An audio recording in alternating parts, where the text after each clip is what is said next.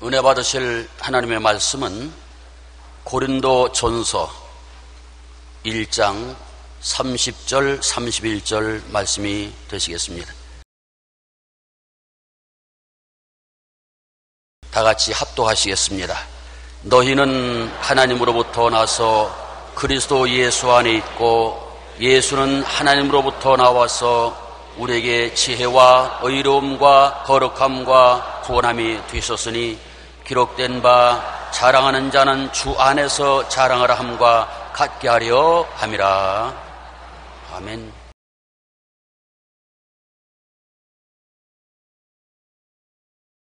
오늘 저는 여러분과 함께 나는 누구인가 이 제목으로 은혜를 나누고자 합니다. 오늘 한국 농촌의 총각 중 40%는 동북 동남아 여성들과 결혼을 합니다. 그래서 중국에 있는 동포 처녀들로부터 시작해서 인도네시아, 필리핀, 말레이시아, 월남 여러 처녀들이 한국에 와서 살고 있습니다. 그러나 그들의 간절한 소원이 뭔지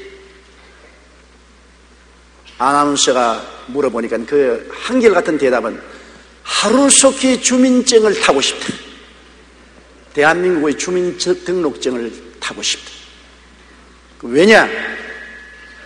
결혼을 와서 한국 사람이 외면적으로는 되었지만 정체불명의 사람입니다. 아직까지 한국의 국적을 취득하지 못했으므로 정체불명의 사람입니다. 자기는 고향 사람도 아니고 한국 사람도 아니고 정체 없는 사람입니다. 그러므로 하루속히 주민등록증을 얻어서 정체가 확실해지고 대한민국 국민이 되고 싶다는 소원인 것입니다. 사람들마다 자기 정체성 확립을 강구합니다. 제가 옛날에 프랑스의 외곽지대에 있는 조그마한 곳에서 성회를 인도한 적이 있습니다. 성회 중반쯤 되는데 어떤 한국 여성 한 사람이 저하고 신앙 상담을 원해서 아침 조찬에 신앙 상담을 하게 됐는데, 그는 한국에서 태어났으나 부모가 누군지 모르고 양자로서 프랑스 부모에게 입양이 되어서 자라서 초등학교, 고등학교까지 졸업을 하고 대학은 영국 런던에 가서 대학을 공부하고 이제는 취직을 하고 있는데, 항상 그 마음속에 고통이 끊어지지 않은 것은 자기가 누구냐는 질문인 것입니다. 분명히 자라기는 프랑스에서 자라고 대학은 영국에서 대학을 맡아서 프랑스어도 하고 영어를 하고 살지만은 자기의 얼굴은 동양 사람이고 한국계 사람이라는 것입니다. 그런데 뿌리가 없다는 것입니다. 이러므로 언제나 그 마음속에 자기가 누구인가를 퀘스천하고 있다. 그래서 제게 하는 말이, 목사님이 어쩌든지 나의 뿌리를 좀 찾아주십시오. 한국에 있는 우리 부모님을 내가 특별히 보고 싶어 그런 것은 아닙니다.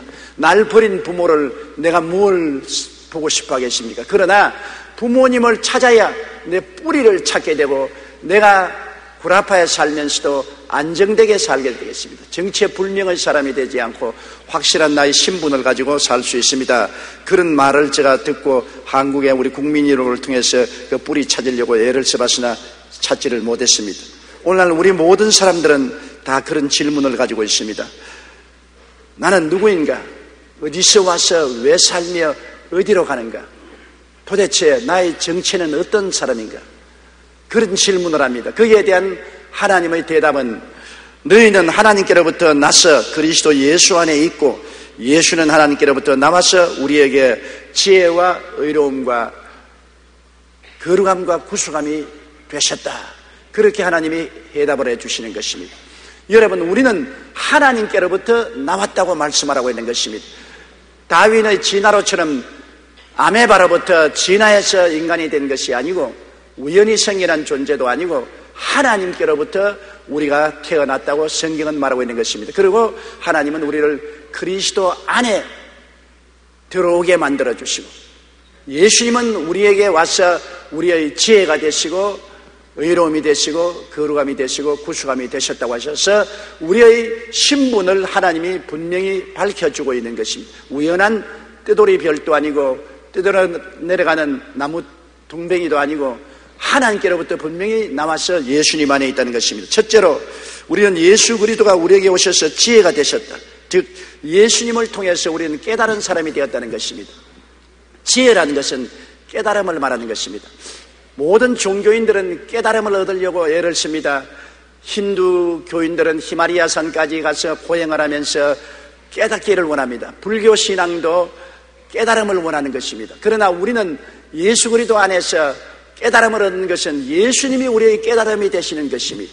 예수님이 오셔서 우리에게 지혜가 됐습니다. 우리는 인류 대학은 못 나오고 많은 공부를 하지 못하고 수양과 도덕을 닦지 못했다 할지라도 하나님의 아들 예수님이 우리에게 오시면 그리스도가 우리의 지혜가 되시는 것입니다.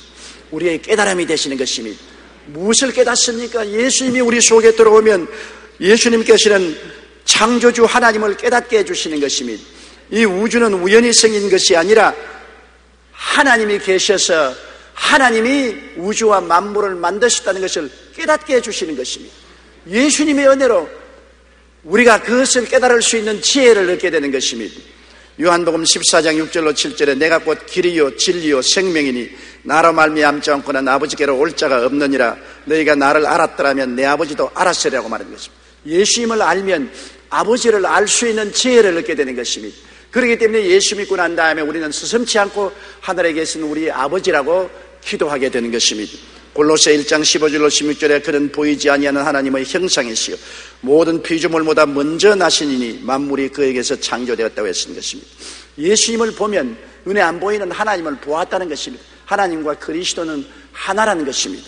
히브리서 1장 2절에 이 모든 날 마지막에 아들을 통하여 우리에게 말씀하셨다고 하셨습니다. 그리스도를 통해서 우리가 확실히 깨닫는 것은 이 우주는 우연한 곳이 아니고 아버지가 만유를 지으셨고 우리도 아버지의 손에 지음을 받아서 그리스도 예수 안에 들어오게 하였다는 이 진리를 깨닫게 되는 것입니다.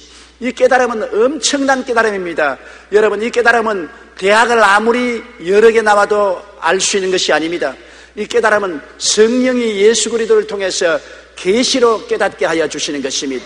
그래서 성령의 계시를 받지 않은 자는 예수 그리스도가 구주인 것을 알 수가 없고 예수님을 깨닫지 못하는 사람은 우주와 만물을 지으신 아버지를 깨닫지 못하고 알지 못합니다. 그리스도가 성령으로 말미암아 우리에게 지혜가 되어 주시는 것입니다.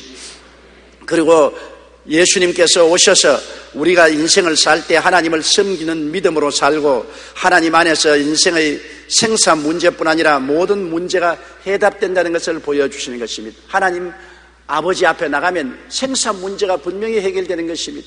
예수 그리스도를 통해서 우리 옛사람은 죽고 장사지낸 바 되고 그리스도 안에서 새로 부활하사 하나님 보좌 우편에 앉고 영원한 천국에 들어갈 수 있다는 생사 문제가 예수 그리스도 안에서 분명하게 깨달아지는 지혜를 얻게 되는 것입니다. 그리고 인생을 살 때 먼저 아버지 하나님 나라와 그 의인 예수님을 구하고 살면은 모든 문제에 나갈 길이 보인다는 것입니다. 우리가 사망의 엄침한 골짜기에 떨어져서 눈앞이 캄캄해도 예수님이 목자로 계시면 그가 인도하는 지팡이로 나를 인도하고 구원하는 막대기로 나를 구원해 주시기 때문에 예수님이 우리의 지혜가 되시는 것입니다. 이 세상에 가장 지혜로운 사람은 예수님을 구주로 모시고 그 안에서 아버지 하나님을 섬기는 그 사람이 가장 지혜로운 사람이요 인생을 깨달은 사람인 것입니다. 아무리 이 세상에 지혜 있고 총명한 사람이라도 예수를 모르는 사람은 인생을 깨닫지 못하고 혼돈과 방황 중에 사는 것입니다.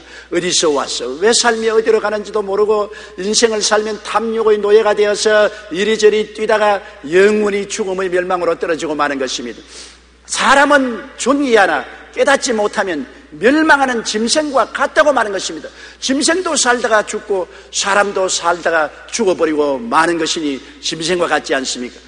그리스도가 우리에게 깨닫는 지혜가 되셔서 예수 안에서 우리는 깨달은 사람이 된 것입니다.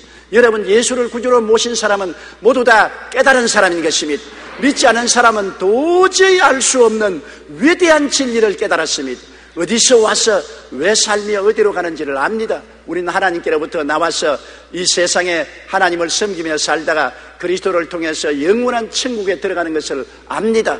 그리고 매일매일 사는 생활이 예수 그리스도를 의지해서 주님이 주시는 지혜와 총명과 모략과 재능과 지식을 받아서 살 수 있으니 얼마나 깨달음이 중요한지 형언할 수가 없는 것입니다. 잠언서 9장 10절에 야훼를 경외하는 것이 지혜의 근본이요 거룩하신 자를 아는 것이 명철이라고 말했습니다. 잠언서 3장 6절에 너는 범사의 그를 인정하라 그리하면 내 길을 지도하시리라고 했었습니다. 골로새서 2장 3절에 그 안에는 지혜와 지식의 모든 보화가 감추어 있나니라고 말씀한 것입니다. 반드시 인류 대학을 나와야 잘 사는 것 아닙니다. 해외 유학을 해야 잘 사는 것이 아닙니다. 여러분, 가장 잘 사는 길은 예수 믿고 아버지를 아는 것이 가장 잘 사는 길인 것입니다. 그분이 깨달은 사람인 것입니다. 인생의 도 같은 사람인 것입니다. 그러한 사람이 이 땅에서 잘 살 수 있고 영원한 천국까지 얻을 수가 있는 것입니다. 무신론적 유물주의에서는 인본주의적 지혜가 아닌 하나님의 지혜로 인생을 살게 되는 것이 얼마나 고마운 일인지 우리는 알아야 되는 것입니다. 골로새 1장 9절로 11절에 너희로 하여금 모든 신령한 지혜와 총명의 하나님의 뜻을 아는 것으로 채우게 하시고 주께 합당하게 행하여 범사에 기쁘시게 하고 모든 선한 일에 열매를 맺게 하시며 하나님을 아는 것에 자라게 하시고 그 영광의 힘을 따라 모든 능력으로 능하게 하시며 기쁨으로 모든 견딤과 오래 참음에 이르게 하시라고 바울 선생은 기도한 것입니다. 미국 남부를 농경사회에서 농업산업사회로 전환시킨 농업과학자는 조지 워싱턴 카버입니다. 흑인이면서 노예의 자식이면서 그는 예수를 잘 믿고 하나님을 의지하고 흑인 대학을 졸업하고 위대한 과학자가 된 것입니다. 그는 모카바트의 흑인 노예 후손으로 어릴 때부터 오늘 또 새로운 지혜를 주시옵소서 하며 늘 하나님의 지혜를 구하는 독실한 크리스찬이었습니다. 그는 후에 해충 피해가 너무나 커서 목화밭이 황폐하게 됐을 때 농업이 위기에 처한 조지아주와 남부 일대 땅콩을 심게 했습니다. 그리고 그 땅콩으로 만들 수 있는 무려 300가지 이상이나 되는 제품을 발견했을 뿐 아니라 고구마와 포도의 산업적 가치를 발견해서 남부의 농업혁명을 일으키고 남부의 흑인 사회가 잘 살 수 있도록 만든 과학자인 것입니다. 그가 미국 국회에 불려가서 표창을 받았을 때 신문기자들이 물었습니다. 어디에서 이런 과학적인 지혜를 얻어서 땅콩 하나로서 300가지 제품을 만들 수가 있었습니까? 하니까 성경을 가르치면서 나의 모든 지혜는 저 속에서 나왔습니다. 나는 저 속에서 예수님을 믿고 하나님을 경배하는 것을 배웠고 하나님을 경배하고 섬길 때 하나님이 내게 지혜를 주었어요. 가난한 남부 사회를 부유한 사회로 변화시킬 수 있게 만들어 주었다고 고백했던 것입니다. 소독학의 창시자라 불리는 조지프 리스토는 인체 수술이 시작된 19세기에 수술 환자의 90% 이상이 죽는 것을 보고 세균 감염이 그 원인임을 깨달았습니다. 그때까지는 세균에 대해서 잘 몰랐어요. 세균을 몰랐기 때문에 소독하지 않은 수술 칼로 수술을 해서 거의 90%가 세균에 감염해서 다 죽었습니다. 그래서 수술 방법을 그는 개선했습니다. 수술 도구를 불에 소독하고 수술한 결과 90%의 사망률이 80%의 생존율로 바뀌었습니다. 훗날 조지 브리스트는 이 모든 것이 제가 하나님께 기도하고 하나님을 섬김으로 하나님이 그에게 그런 지혜를 주신 덕분이라고 말한 것입니다. 신실하게 하나님을 섬기는 이들에게 하나님께서는 예수 그리스도를 통해 일상의 문제를 해결하는 지혜를 주시는 것입니다. 예수님이 우리의 지혜가 되시는 것입니다.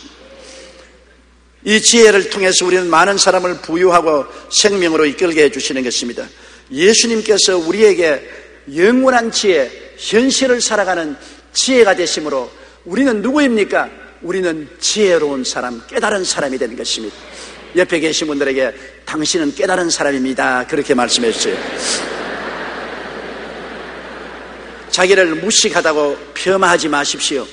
여러분은 인류 대학이 여러분을 깨닫게 만들어주지 않습니다. 외국 유학이 여러분을 깨닫게 해주는 것이 아닙니다.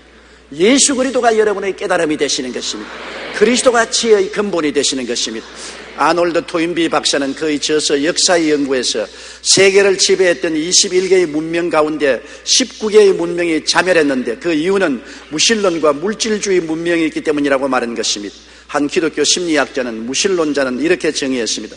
무신론자는 하나님이 없다고 믿는 사람이 아니라 그는 자기 안에 각인되어 있는 하나님 의식을 지워보려고 몸부림치는 사람이라고 말한 것입니다. 인본주의로 살아간다는 것은 결국 파멸을 재촉하는 길입니다. 우리는 모두 하나님께로부터 와서 예수님 안에 있고 그 예수님의 지혜로 인생을 살아가야 확실하게 살아갈 수 있습니다. 개인도, 가정도, 사회도, 국가도, 세계 문명도 예수님 안에 서면 잘 살아갈 수 있습니다. 그러나 그리스도를 떠난 사람은 허무맹랑한 잘못된 거짓된 지혜를 따라가다가 파멸당하고 마는 것입니다. 우리는 그리스도가 우리의 지혜가 되어 인생을 깨달은 사람으로 살게 됩니다. 둘째, 우리는 그리스도를 통해서 의롭다함을 얻어 의롭게 된 사람인 것입니다. 이 세상은 죄인 투성입니다. 태어날 때부터 죄 중에 태어나고 먹고 입고 사는 것이 다 죄입니다. 우리는 모두 다 죄 덩어리입니다. 그런데도 불구하고 하나님은 예수 그리스도 안에서 우리가 의를 얻게 만들어 주셨다고 말한 것입니다. 예수님은 우리의 의가 되신 것입니다.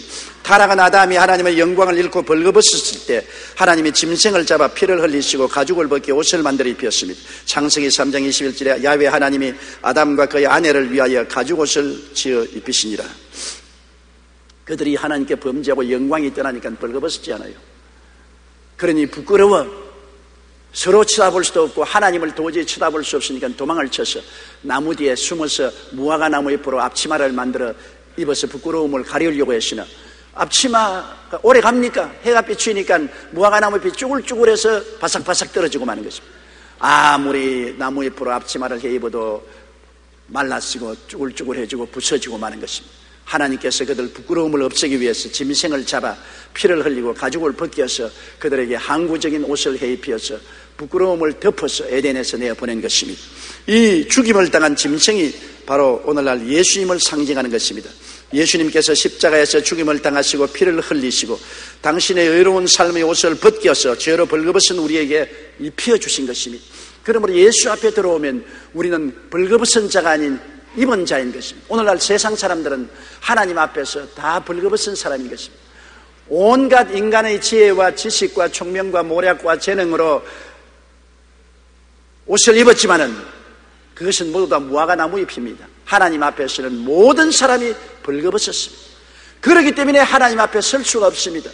그러므로 심판을 견디지 못한 것입니다. 비 온 날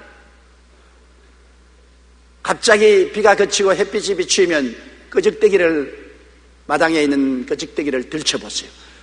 거기에 있는 수많은 벌레들이 기가 막히게 빨리 어두운 곳으로 도망을 치는 것입니다. 왜냐하면 햇빛을 피해서 있는 어두움의 벌레들은 햇빛을 견디지 못하기 때문에 도망을 치는 것입니다. 사람들마다 영광의 광채가 나는 하나님 앞에 설 수가 없는 것은 벌거벗었기 때문인 것입니다. 모든 사람들은 벌거벗은 수치를 안고 살아가고 있는 것입니다. 그러므로 하나님을 생각하기를 원치 않습니다. 하나님 앞에 서기를 원치 않습니다. 베드로도 예수님이 기적으로 고기를 많이 잡아 배에 물고기가 가득하게 되고 예수님이 하나님이라는 것을 알게 되자 예수님 앞에 엎드려서 주여 나는 죄인이니 나를 떠나소서라고 말했던 것입니다. 왜냐하면 하나님 앞에는 우리가 모두 다 죄인인 것을 깨닫고 부끄러운 수치를 감출 수가 없습니다. 이런 우리들을 하나님께서는 예수님에게 죄를 다 덮어 씌워서 그리스도를 십자가에서 죽게 하시고 그 피로 죄값을 갚고 그리스도의 의의 옷을 벗겨서 우리에게 입혀주심으로 우리에게 벌거벗은 수치를 면하게 해주셨으니 우리는 어떤 사람입니까? 우리는 용서와 의로움을 입은 사람들이 되어버리고 마는 것입니다. 우리의 신분은 이제 확실합니다. 예수님 앞에 용서받고 의로운 의복을 믿음으로 받아 입고 하나님 앞에 조금도 부끄럼 없이 담대하게 설 수 있습니다. 그렇기 때문에 우리는 주님이 오셔도 부끄럽지 아니하고 죽음의 날에 주님 앞에 서는 것을 두려워하지 않습니다. 주님이 어서 오시옵소서 할 수 있는 것은 우리가 부끄러움을 감추었기 때문인 것입니다. 요한 1서 2장 2절에 그는 우리 죄를 위한 화목 제물이니 우리만 위할 뿐 아니요 온 세상의 죄를 위하심이라 했었으며 고린도후서 5장 21절에 하나님이 죄를 알지 못하신 자로 우리를 대신하여 죄로 삼으신 것은 그로 말미암아 우리가 그리스도 안에서 하나님의 의가 되게 하리 하심이라고 말씀한 것입니다. 얼마나 의롭습니까? 하나님처럼 의롭습니다. 그러므로 이제는 그리스도의 의로움을 통해서 우리는 부끄럼 없이 하나님 앞에 설 수 있는 사람이 된 것입니다.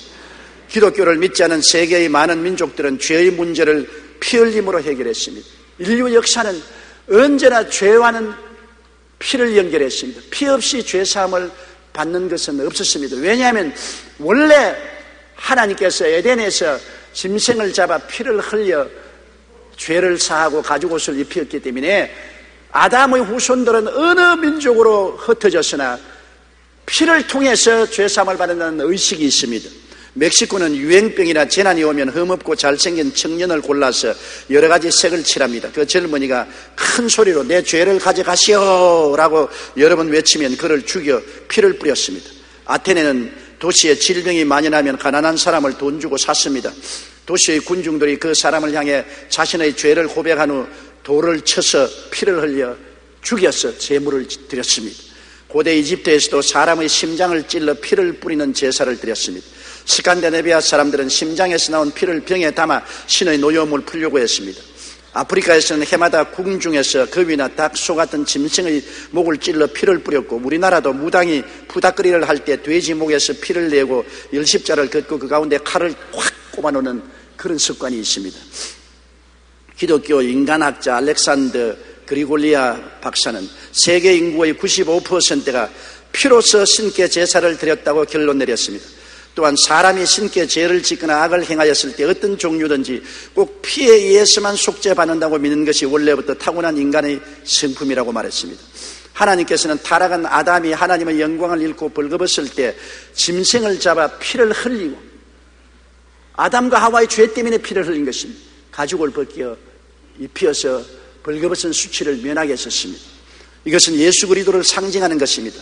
이 죽임을 당한 짐승이 예수님을 표시합니다. 그렇기 때문에 예수님의 피로만 우리가 죄사함을 받고 그 의로운 예수님의 삶을 우리의 옷으로 받아 입고 우리는 하나님 앞에 당당하게 설 수가 있는 것입니다. 죄사함은 피로 말미암아 얻을 수가 있는 것입니다. 돼지 피나 짐승 피가 아닌 것입니다. 죄도 없고 흠도 없는 어린 양 예수 그리스도의 보혈을 통해서만이 죄사함을 받고 그 의로운 옷을 받아 입고 우리는 하나님 앞에 부끄럼 없이 설 수 있습니다. 어느 순간에 하나님이 우리를 부르실지라도 예수님의 피를 의지하면 우리는 과거의 죄가 기억도 나지 않습니다. 오직 하나님처럼 의로운 빛난 의를 옷 입고서 하나님 앞에 담대하게 설 수 있고, 하나님이 우리를 끌어안고 품에 안아주시며 우리도 하나님 품에 뛰어들어갈 수 있는 것은 우리가 부끄러움이 없기 때문인 것입니다. 나는 어떠한 사람입니까? 예수를 통해서 용서받은 의인이 되었다는 사실을 알아야 되는 것입니다. 셋째로, 예수 그리스도는 우리에게 거룩함이 되셨습니다. 그리스도를 통해서 우리는 세속과 마귀에서 노연함 받고 거룩하고 성결하고 성령님과 함께 있는 우리들이 된 것입니다. 여러분, 까마귀는 까마귀끼리, 백로는 백로끼리 있는 것처럼 우리는 세상 까마귀처럼 살았으나 우리는 이제 예수를 믿고 성령이 오셔서 백로와 같은 성령과 함께 살게 된 것입니다. 우리는 이제는 세상에 살 수가 없게 된 것입니다. 왜냐하면 세상과 세속에서 건져내서 하나님의 사랑의 아들 나라로 옮김을 받았고 성령으로 인치심을 받고 성령 안에서 우리는 사는 것입니다. 오염이 공기, 물, 음식, 생활 환경을 부패시켜 병과 죽음을 가져옵니다. 출애굽기 15장 26절에 나는 너희를 치료하는 야훼임이라고 하셨고, 출애굽기 23장 25절에 내 하나님 야훼를 섬기라. 그리하면 야훼가 너희 양식과 물에 복을 나리고 너희 중에 병을 제하리니 너희 나라에 낙태하는 자나 잉태치 못하는 자가 없을 것이라 내가 너희 날수를 채우리라고 말씀하신 것입니다.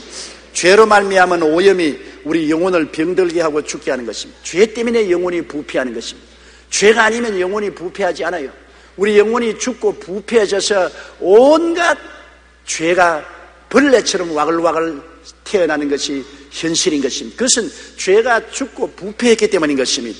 야고보 1장 15절에 욕심이 잉태한 즉 죄를 낳고 죄가 장성한 즉 사망을 낳느니라고 말했으며, 로마서 5장 12절에 그러므로 한 사람으로 말미암아 죄가 세상에 들어오고 죄로 말미암아 사망이 들어왔나니 이와 같이 모든 사람이 죄를 지었으므로 사망이 모든 사람에게 이르렀나니라고 말한 것입니다. 모두 다 세상 사람들은 죄로 말미암아 영혼이 죽었습니다. 여러분, 죽으면 벌레가 나오잖아요. 온갖 불의, 추악, 저주, 절망, 저주, 이 추악한 벌레들이 굶실굶실 죽은 우리 영혼 속에서 기어나와 이 세계를 오염시키는 것입니다. 예수님의 보혈이 이 죄의 오염을 제하시고 성령께서 사망을 제하시고 거룩함과 신령한 생명을 주시는 것입니다. 아무리 해도 이 영혼이 죽어서 썩어서 그것에 오염된 모든 더러운 벌레가 나오는 것을 제할 수가 없어요. 그것은 오직 예수님의 보혈로 그 벌레들을 죽일 수가 있는 것입니다.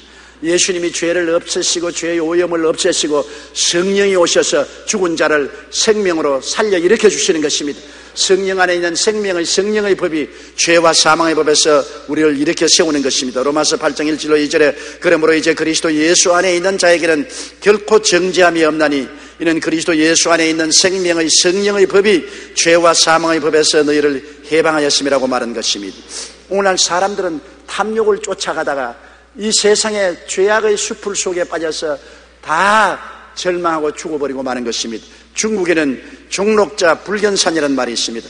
사슴을 잡으려고 따라가 사슴만 보고 가다가 산을 보지 못해서 나중에는 깊은 산에 들어가서 빠져나오지 못하고 숲을 속에 방황하다가 죽게 된다는 것입니다. 사람들은 사슴과 같은 자기의 탐욕을 따라가다가 인생의 죄악의 숲을 바르지 못하고 숲풀과 늪에 빠져 허덕이는 것입니다.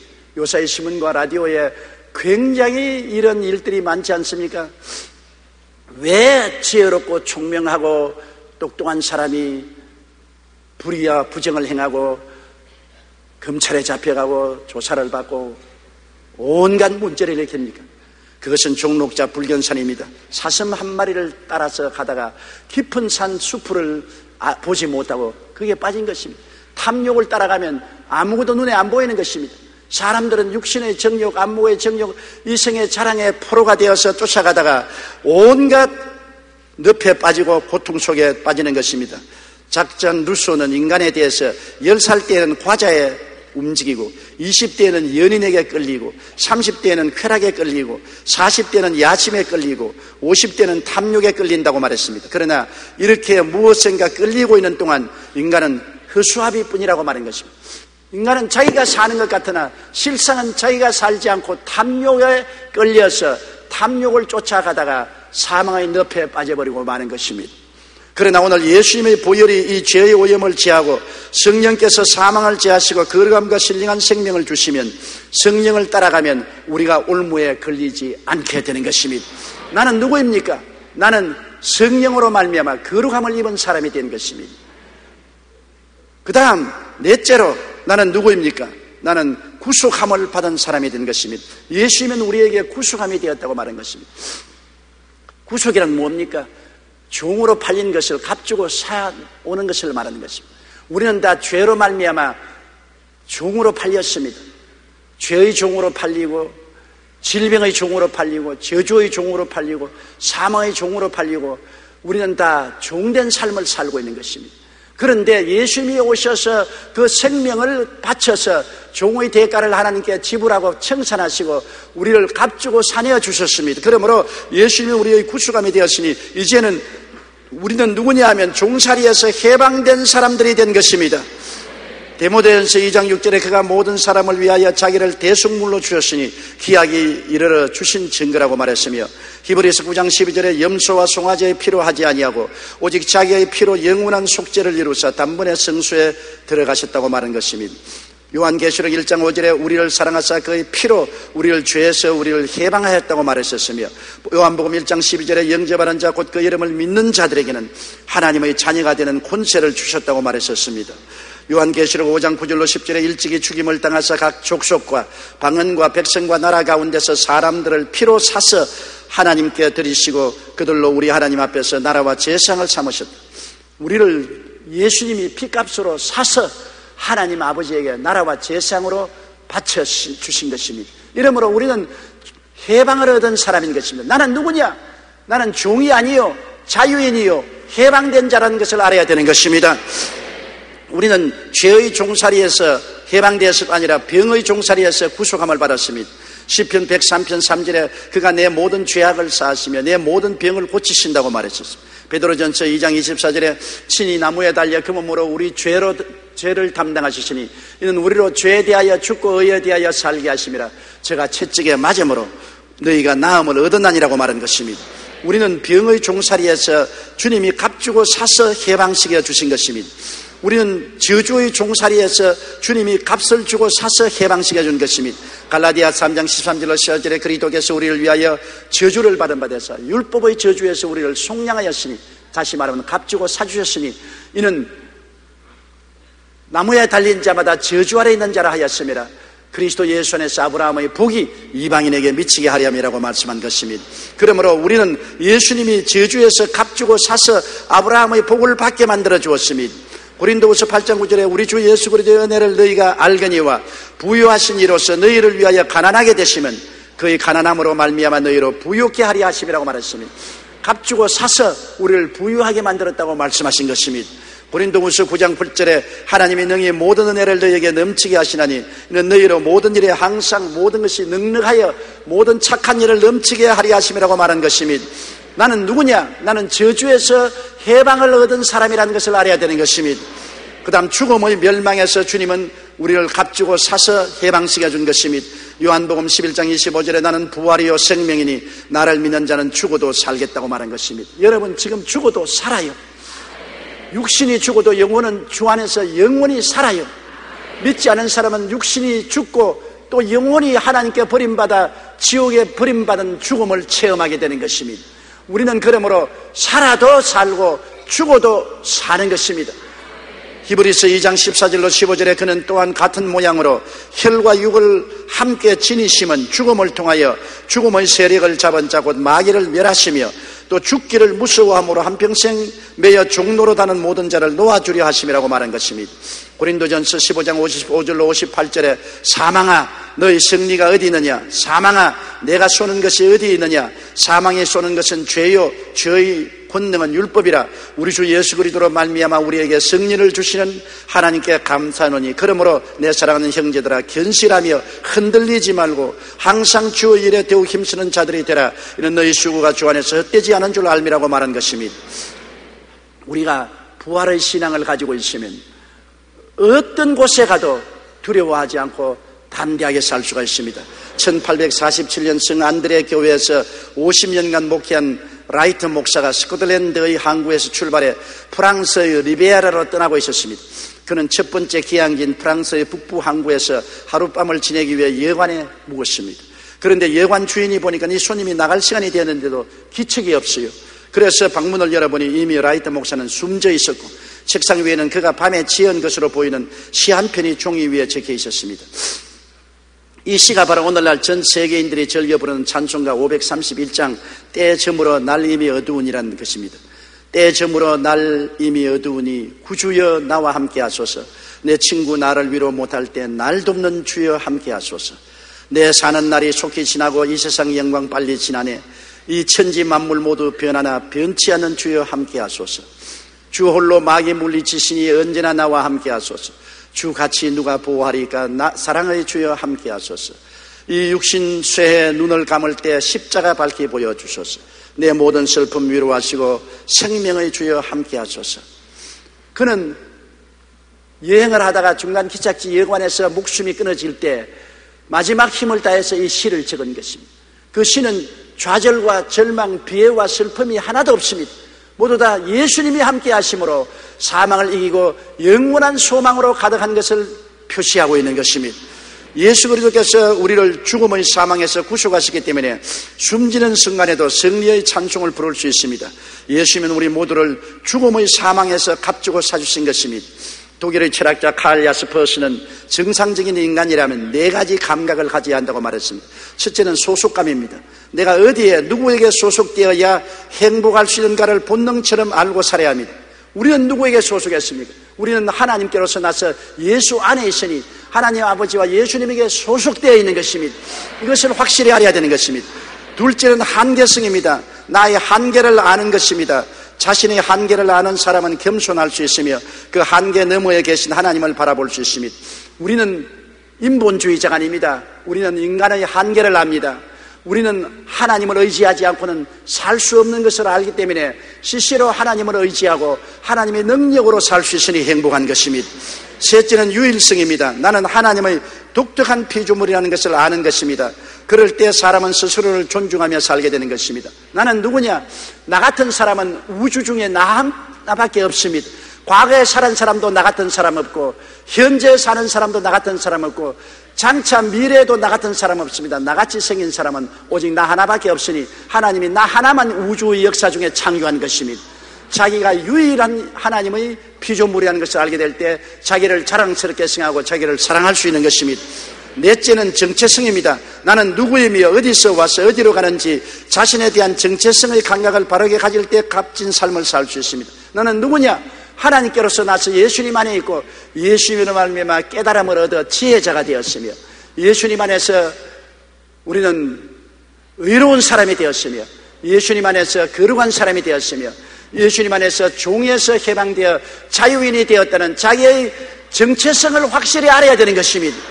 정체불명의 사람이 아니고 정체성이 확실한 신분이 뚜렷한 사람이 되면 이 세상에서 가슴을 내밀고 담대하게 살 수가 있는 것입니다. 내가 누구입니까? 우리는 하나님의 뜻과 예정이 있어 태어나 예수님을 믿게 되고 예수님 안에서 주님의 지혜와 의로움과 거룩함과 구성함을 받은 당당한 신분을 가진 하나님의 자녀가 된 것입니다. 내가 누구라는 영원한 수수께끼의 질문은 예수님 안에서 낱낱이 밝혀진 것입니다. 나는 우연히 태어나 덧없이 살다가 죽는 존재가 아닙니다. 하나님의 뜻과 예정이 있어 태어나 예수님을 믿게 되고 예수님 안에서 주님의 지혜와 의로움과 거룩함과 구속함을 받은 당당한 신분을 가진 사람인 것입니다. 정체불명의 고등동물이 아닌 정체가 확실한 하나님의 자녀가 되었다는 이 자부심을 가지고 이 믿음으로 감사하게 사는 여러분 되시기를 주님 이름으로 축원합니다. 다 같이 고개시어 기도드리겠습니다. 전능하신 하나님 아버지, 우리는 어디서 와서 왜 살며 어디 가는지 알지 못하는 정체 없는 부평초 같은 인생이 아닌 것을 알고 있습니다.